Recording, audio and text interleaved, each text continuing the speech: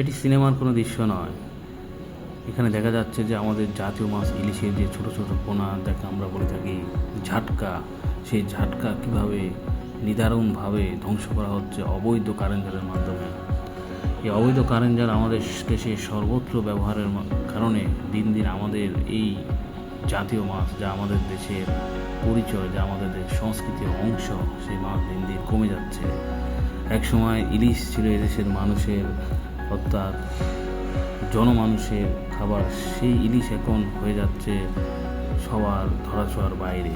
আর এর অন্যতম কারণ হচ্ছে নির্বিচারে বিভিন্নভাবে এই ইলিশ মাছ ধ্বংস করা। মৎস্য অধিদপ্তরের অভিযানে দেখা যায় যে এভাবেই অবৈধ কারেন্ট জাল দিয়ে নির্বিচারে ধ্বংস করা হচ্ছে আমাদের এই জাতীয় মাছ ইলিশ তথা ঝাটকা। এই ঝাটকা আমরা প্রতিনিয়ত ধ্বংস করছি বলে আমাদের ইলিশ দিন দিন কমে যাচ্ছে।